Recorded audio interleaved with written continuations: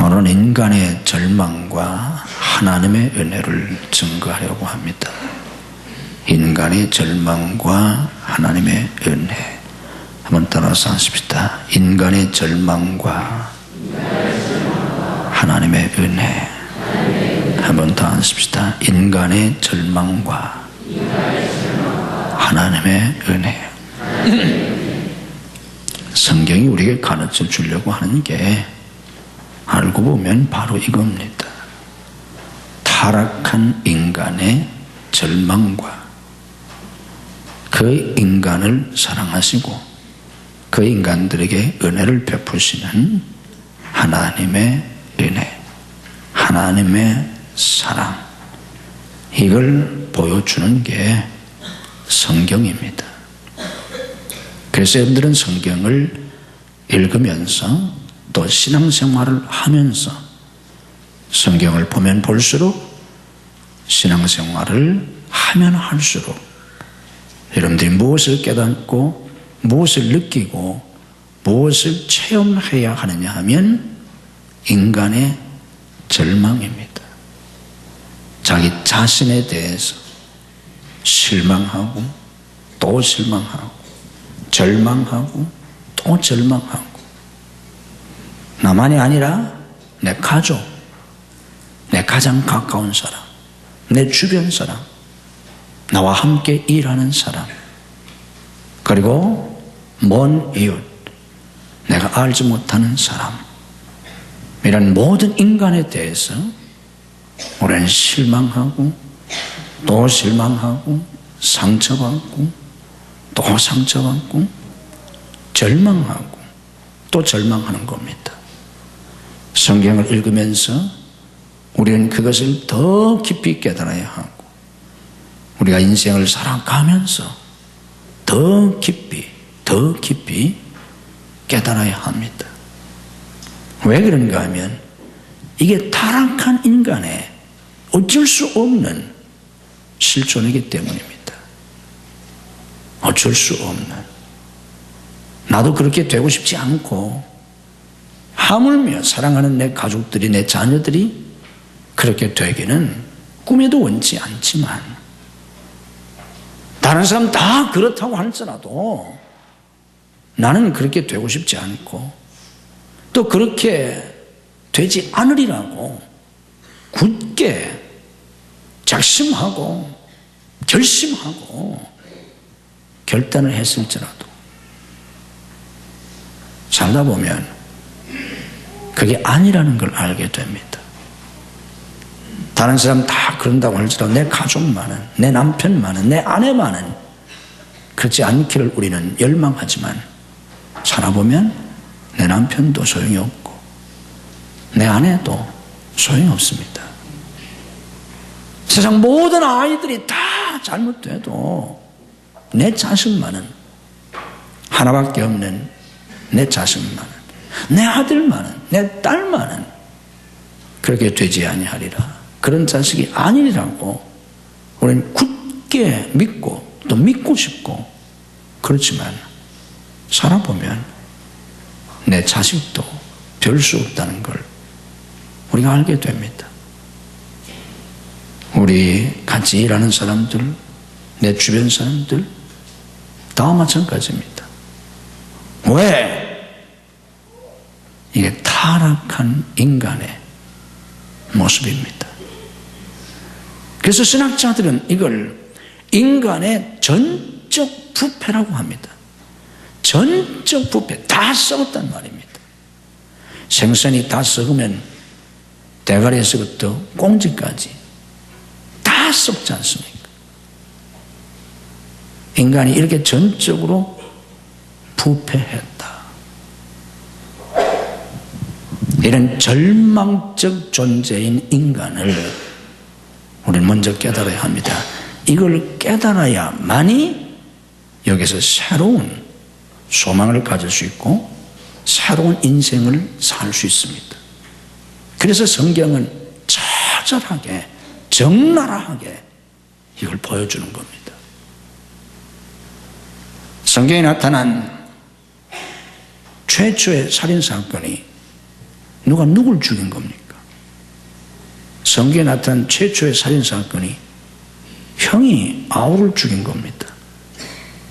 그것도 친동생을, 이복동생이 아니라 같은 어머니 뱃속에서 나온 친동생을 죽이지 않습니까? 무참하게 들에서 돌로 때려 죽이지 않습니까? 어떻게 형이 동생을 죽일 수 있습니까? 남도 아닌 동생인데, 배다른 동생도 아니고 친동생인데, 동생이 형을 죽이는 건 몰라도 형은 동생을 죽일 수 없는 건데, 형만은 아우가 없다고 하지 않습니까?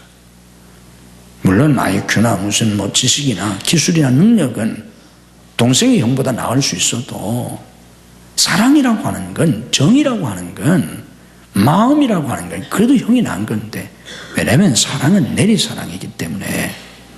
그런데 그냥 형이 동생을 무참하게 살해하잖아요. 동생이 뭘 잘못했는데, 형한테 뭘 잘못했는데, 아벨이 가인에게 잘못한 거 하나도 없습니다. 동생이 형에게 잘못한 거 하나도 없어요. 단지 두 사람이 하나님 앞에 제물을 드렸는데 형의 제물은 받지 않고 동생의 제물만 받았다는 거예요. 동생의 제물을 하나님이 받으신 게 형한테 뭘 잘못한 겁니까? 각자 자기가 제물을 준비해서 제물을 드린 건데 형에게 잘못한 거 하나도 없어요. 그런데 그것 때문에 동생을 쳐 죽이잖아요. 무엇을 보여줍니까? 한 뱃속에서 나온 동생, 아무 잘못도 없는, 형에게 아무 잘못도 한 것이 없는 동생도 이렇게 무참하게 분노로 죽였다면 누굴 못 죽이겠어요? 못 죽일 사람이 어디 있겠어요?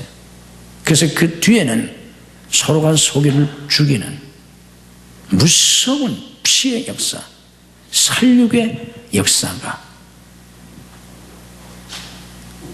계속되고 반복되고 지금까지 내려오는 겁니다.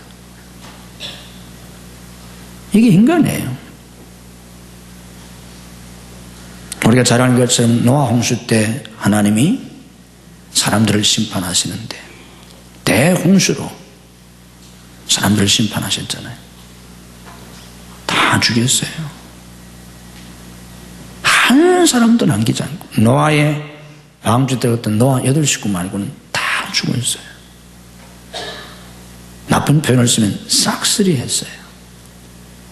사람만이 아니라 짐승까지, 노아의 방주에 들어간 짐승 외에는 짐승까지 다 죽여버렸어요. 얼마나 죄악이 많았으면 그렇게까지 할 수 있겠어요?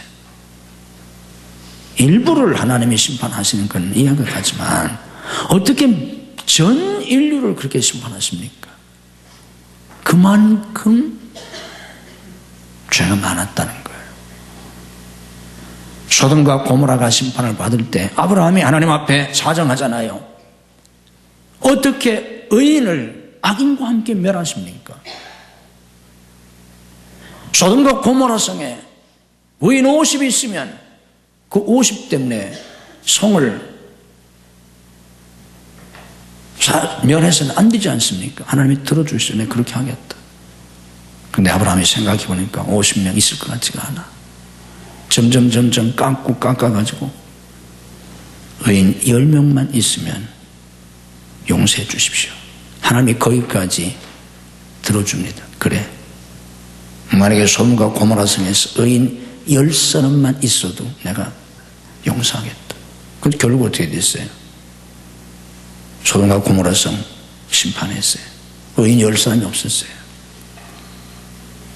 불로 심판해버렸어요. 하늘에서 유황불을 내려서 다 불태워버렸어요. 이게 세상이에요.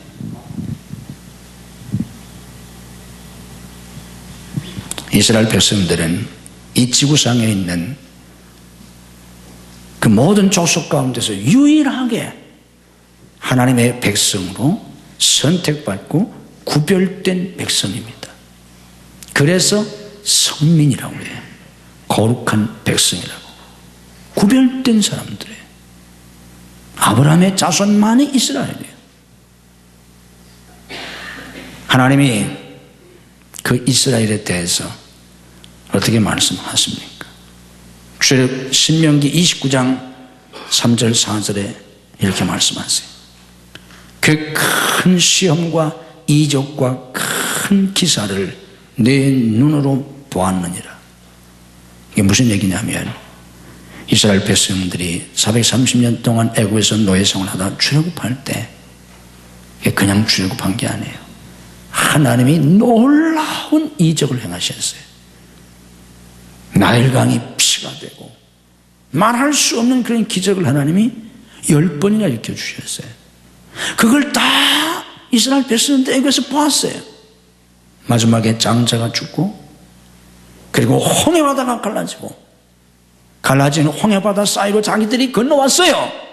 그걸 자기들이 다 보았어요. 그리고 광야에 나왔는데 먹을 게 있나요? 밀 한 톨 구할 수가 없어요. 광야에 물 한 모금 구할 수가 없어요. 하나님이 만나를 내려주셨습니다. 하늘에서 매일같이 만나를 내려주셨어요. 반석에서 생수를 내주셨어요. 그들이 애국에서 나올 때 입고 나왔던 옷이 40년 동안 헤어지지가 않았어요. 40년 동안. 성경이 딱 그렇게 얘기해 주고 있어요. 애국에서 나올 때 신고 나왔던 신발이 40년 동안 닳지를 않았어요. 말이 되는 소리예요 이게?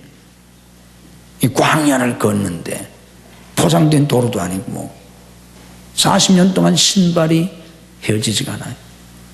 이렇게 살았어요.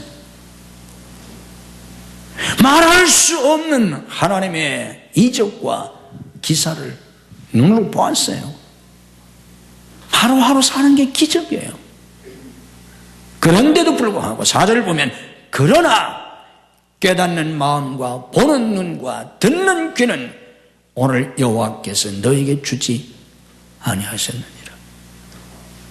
그 많은 기적을 보고 눈으로 보고 그걸 매일 먹고 마시고 입고 신고 다니면서도 깨닫지는 못했다는 거예요. 눈으로 하나님의 역사를 보지는 못했다는 거예요. 하나님의 음성을 듣지는 못한다는 거예요. 그렇게 하루 이틀도 아니고 한두 번도 아니고 그렇게 하나님의 역사를 보았는데 어떻게 못 깨달을 수가 있어요? 어떻게 그 눈으로 보고도 하나님의 역사를 볼 수가 없어요? 근데 그랬다는 거예요. 오늘 본 말씀 로마 3장 10절로 12절에 뭐라고 말합니까? 기록된 바 의인은 없나니 하나도 없다. 하나도 없다는 거예요. 깨닫는 자도 없고 하나님을 찾는 자도 없고 다 치우쳐 함께 무익하게 되고 선을 행하는 자는 없나니 하나도 없도다.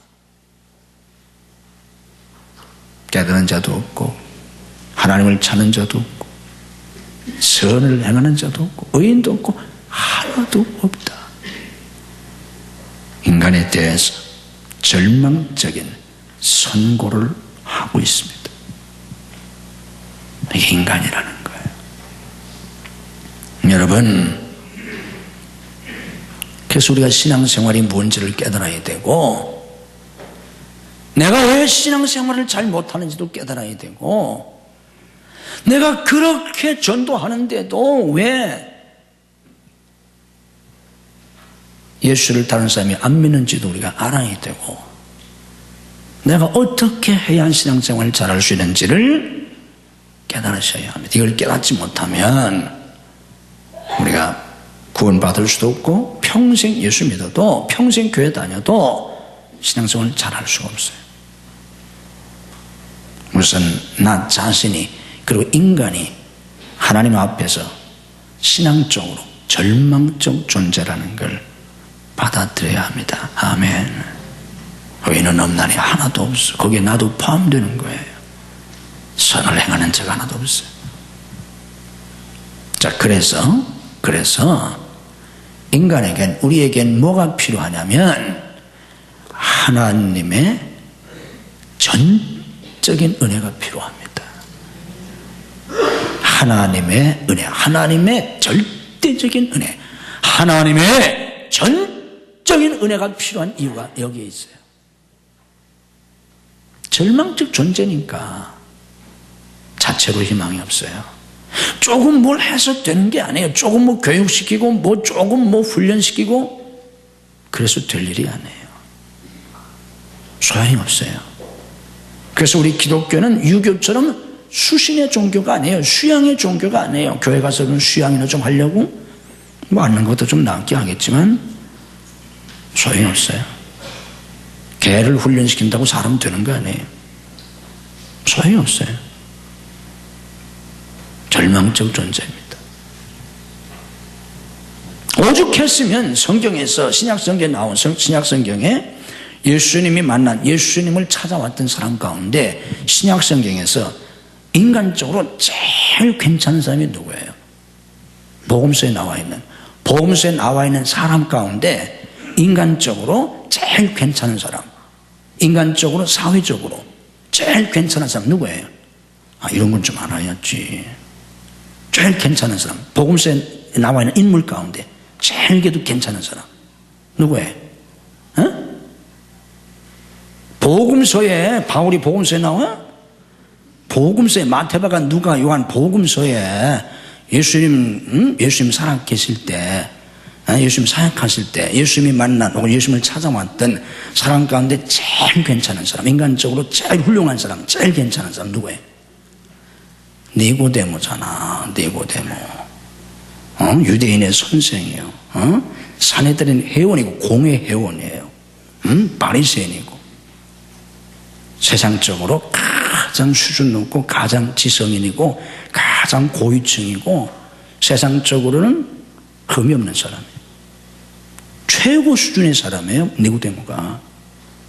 죄인이 아니에요. 이 사람은 세상적으로. 다른 사람들하고는 수준이 달라요. 이런 니고데모에게 주님이 뭐라고 말씀하셨어요? 네가 조금만 노력하면 천국 갈 수 있어. 당신은 지금 아주 훌륭한데 요거 하나만 좀 고쳐. 그럼 천국 갈 수 있어. 그럼 니고데모가 뭐라고 말하겠어요? 선생님, 알겠습니다. 제가 하겠습니다. 그랬을 거예요. 근데 그 니고데모에게 주님이 뭐라고 말씀하셨어요? 네가 거듭나지 아니하면, 다시 태어나지 아니하면 하나님 나라에 갈 수 없다. 조금 뭘 고치면 되고 조금 뭐 발전시키면 되는 게 아니라 아예 다시 태어나야 된다는 거예요. 너 자신의 것을 가지고는 죽어도 천국 못 간다는 거예요. 니고데모가 충격을 받습니다. 니고데모가 이 예수님 말씀에 큰 충격을 받아요. 내가 지금까지 율법을 지키려고 애를 썼고 나름대로 최선을 다해서 살았는데, 그리고 사회적으로 존경받고 유대인의 선생이라고 했잖아요. 관원이면서 존경받는 선생입니다. 지도자입니다. 다 니고데모는 훌륭하다는 거예요. 최고의 선생이라는 거예요. 최고의 지도자라는 거예요. 그런데 다시 태어나야 된다는 거예요. 너 같은 거 가지고는 안 된다는 거예요. 이게 거듭남의 진리 아닙니까? 이게 기독교예요. 다시 태어나서 새 사람이 되어야 된다는 거예요. 개선이 아니에요. 기독교는 개선이 아닙니다. 기독교는 개선도 아니고 혁신도 아니고 발전도 아니에요. 잘 깨달으세요. 이게 착각하고서 많은 사람들이 유교적인 생각을 가지고. 기독교는요, 개선이 아니에요. 개혁이 아니에요. 개혁은 세상에서 아니라 혁명도 아니에요. 기독교는 뭐예요? 기독교는 새 창조예요. 창조. 있는 거 다 없애버리고 완전히 새롭게 만드는 거예요. 창조예요. 그래서 다시 태어나는 것이고 새 사람으로. 그래서 고린도서 5장 17절에 새로운 피조물이라고 하셨어요. 새로운 피조물. 너는 그리스도에 있으면 새로운 피조물이라고 그랬잖아요. 전적인 하나님의 은혜가 필요합니다. 아멘. 하나님이 뭘 조금 도와주면 되는 게 아니고 전적인 하나님의 은혜가 필요해요. 믿음으로 고백합시다. 제겐 전적인 하나님의 은혜가 필요합니다. 아멘.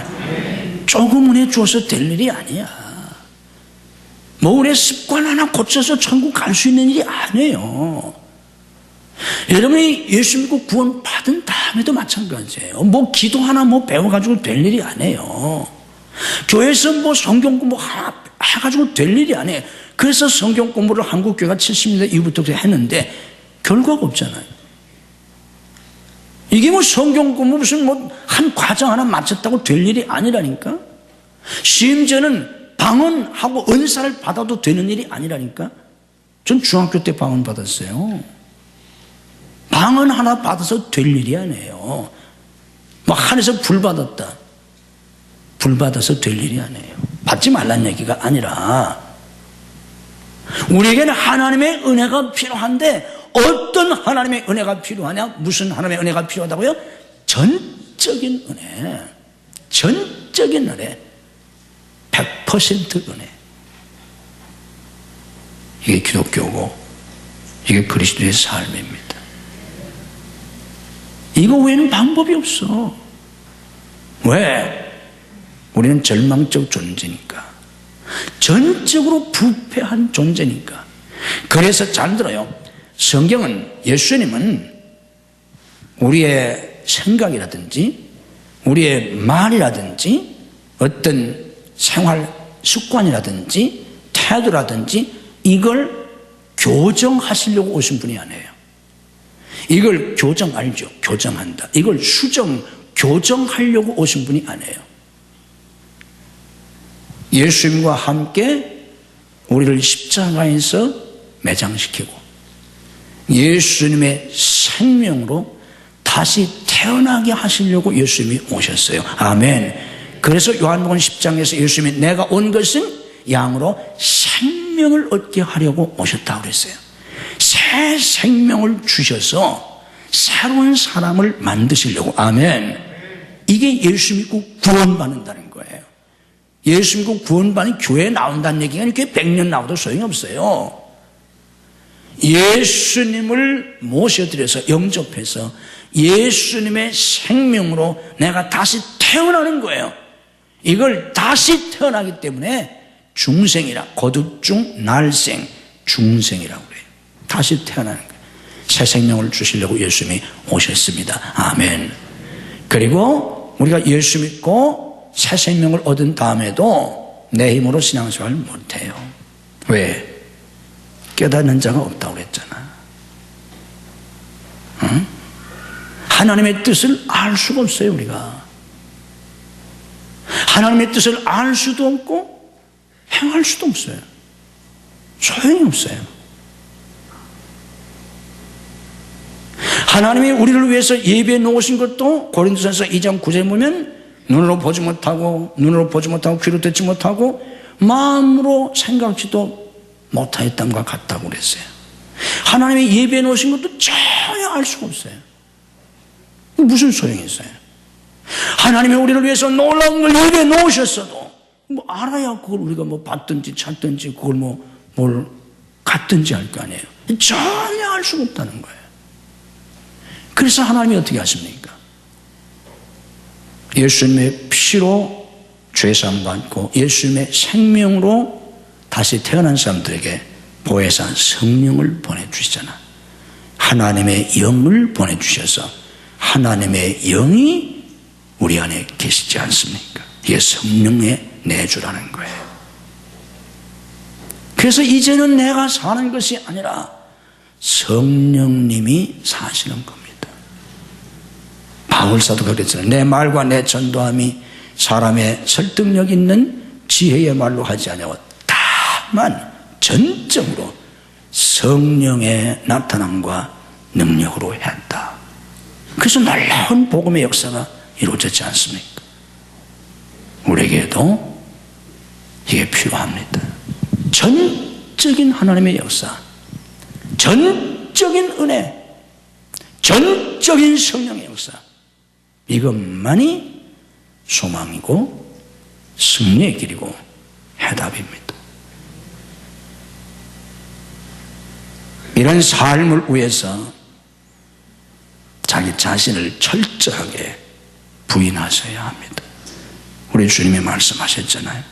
누가복음 9장 23절에서 아무든지 나를 따라오려거든 자기를 부인하고,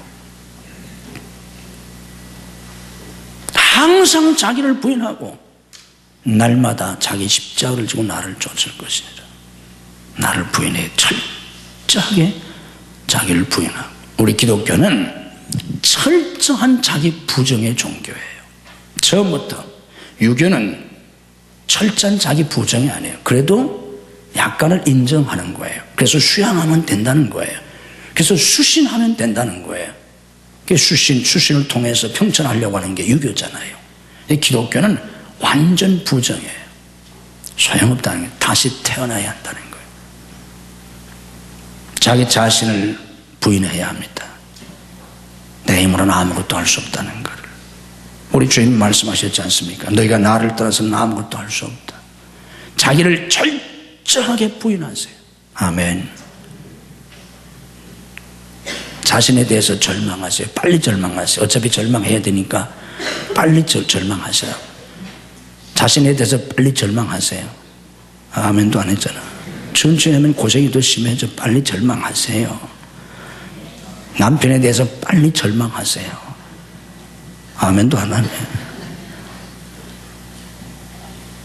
어제 결혼한 사람은 오늘 절망하세요. 그래야 제대로 살 수 있어요. 10년 뒤에 절망하지 말고 10년 동안 고생한다. 절망하세요. 아내에 대해서 절망하세요. 아멘도 안 하죠. 남자들 아내 믿고 살려고. 그러니까 아침에 밥도 못 먹잖아. 아침에 밥도 안 해주는 아내인데 뭘 믿고 살려고 그래. 뭘 의지해. 에? 아내에 대해서 절망해야 합니다. 자식에 대해서 절망하세요. 절망하고 다 켜놓고 나중에 절망하지 말고 아예 절망하고 키우셔야 돼요. 절망하라니까. 절망하지 않고 무슨 애가 무슨 말 한마디로 하면 무슨 우리 아이가 영재인가 보다. 이거 영재하고는 어디 넣을까? 초등학교 들어가 봐. 영재인가 걔가. 응? 대학교 들어갈 쯤 돼봐. 걔가 영재인가. 일찍 정신 차려야지. 절망해야 합니다. 인간은 그런 존재예요. 희망은 오직 하나님께 있습니다. 희망은 오직 예수님께 있어요. 전적인 은혜. 자기 자신을 철저하게 부인하고 전적으로 하나님의 은혜를 의지해야 합니다. 아멘. 오직 은혜. 이게 기독교예요. 오직 은혜. 전적인 은혜. 하나님의 은혜를 주셔야 됩니다. 하나님의 은혜를 의지하세요. 하나님의 은혜를 사모하세요. 믿음으로 고백합시다. 은혜가 해답이다. 은혜가 방법이다. 은혜 외엔 방법이 없어요. 잘난 척하지 마세요. 기대하지 마세요. 더 고생만 해요. 은혜 아니고는 방법이 없어요. 구원받을 방법이 없어요. 안 믿는 걸 어떻게 하겠어요? 교회 아무리 다녀도 은혜 받지 못하면 소용이 없어요. 교인 중에는 딱 두 종류밖에 없다는 거예요. 남자 여자? 교인 중에 딱 두 종류밖에 없대요. 교인은 알고 뭐야? 은혜 받은 사람, 은혜 받지 못한 사람. 목사도 딱 두 종류밖에 없대요. 은혜 받은 목사, 은혜 받지 못한 목사. 두 종류밖에 없어요. 은혜 받은 사람은 무슨 생활해? 안 받아봤어? 교인 두 종류밖에 없다니까. 은혜 받은 사람하고 은혜 받지 못한 사람. 은혜 받은 사람은 무슨 생활해요? 은혜 생활하는 거야. 이게 교회 생활이야. 믿음으로 고백합시다. 교회 생활은, 신앙 생활은 은혜 생활이다. 아멘. 은혜 받은 사람은 은혜 생활하는 거예요. 은혜 생활. 은혜 받지 못한 사람은 육의 생활을 하는 거예요. 이거 육신적 신자라고 하는 거예요. 교인도 육의 생활을 하는 거예요. 다 제 힘으로. 다 소용없어요. 전적으로 하나님의 은혜를 의지하고 사모하고 은혜를 구하고 이렇게 살아야 돼요. 아멘. 그럼 하나님의 은혜를 주세요. 그때 하나님이 은혜를 주시는 거예요. 그 전까지 안 주세요. 그래서 여러분을 깨뜨리려고 고난을 주세요. 안 깨지잖아. 다 내려놓으라고 해도 안 내려놓고 자꾸만 자기 자신을 의지하고 다른 걸 의지하고 자기 수단과 방법을 살려고 방법이 없잖아. 다 하나님이 깨뜨리는 거야. 고난이 계속돼요. 하나님이 딱 거두어가세요. 하나님이 딱 뺏어간다고. 왜? 아무것도 없어야 절망의 바닥까지 내려가야 하나님을 전적으로 의지하잖아. 그래서 광야로 하나님의 백성을 인도한 거예요. 거기 가니까 밀 한 톨, 쌀 한 톨 구할 수가 없잖아요. 물 한 모금 구할 수가 없잖아요. 어떻게 살겠어? 방법이 없잖아. 하나님 살려달라. 그러니까 하늘에서 먹을 게 내려오잖아. 여기서 신앙생활이 시작되는 거예요. 그 전까지는 교회 생활하는 게 교회 생활, 종교 생활이라고 해요. 신앙생활이 아니라 종교 생활 아닙니다. 전적으로 하나님의 은혜를 의지하고 아멘. 그 은혜를 사모하고 그 은혜를 구하고 그랬더니 진짜 은혜를 주시는 거예요. 은혜를 주시니까 어떻게? 감사하는 거예요. 하나님이 은혜 주셨다고. 하나님의 은혜로 오늘도 살았다고. 우리 아이가 하나님의 은혜로 이렇게 건강하게 산다고. 우리 아이가 하나님의 은혜로 공부 잘한다고. 하나님의 은혜로 좋은 학교 들어갔다고. 하나님의 은혜로 잘 결혼했다고. 저희들이 잘나서? 아니야. 하나님의 은혜로 오늘도 내가 살았다고. 아멘. 은혜에 감사하며 사는 겁니다. 바울 사도는 고린도서 15장 10절에서 이렇게 고백합니다. 나의 나 된 것은 하나님의 은혜다. 나의 나 된 것이 다 하나님 은혜라는 거예요. 기독교 역사상 가장 설교를 잘한 목사님이 스폴전 목사님이라고 합니다. 영국의 스폴전 목사님인데 이분을 설교의 황태자라고 해요. 얼마나 설교를 잘했던지. 이분은 10대 때부터 설교를 했어요. 20살도 되기 전에. 그런데 사람들이 구원받고 은혜받고 막 감동을 은혜를 받았어요. 20대 초반에 큰 교회를 했어요. 그의 설교를 듣기 위해서 사람들이 예배당에 너무 많이 몰려와가지고 예배당이 무너졌어. 벽이 무너지고 사람들이 너무 와가지고. 그래서 사람들이 설교의 황태자라고 했어요. 그분이 이런 고백을 했어요. 여러분이 뭐라고 말하든, 여러분이 나를 가리켜서 뭐라고 말하든 이런저런 얘기 하지 않겠어요? 스폴전 목사님은 참 설교를 잘한다든지 능력이 있다든지 스피치가 좋다든지 어마어마한 가지 얘기 하지 않겠어요? 수많은 사람은 설교 황태자라고 하니까. 근데 그분은 이렇게 말했어요. 여러분이 나보고 뭐라고 말하든 저는 어렸을 때부터 지금까지 나의 왕이신 하나님의 은혜 외에는 말할 것이 아무것도 없습니다. 여러분이 뭐라고 말하든 저는 어렸을 때부터 지금까지 하나님의 은혜 외에는 말할 게 아무것도 없습니다.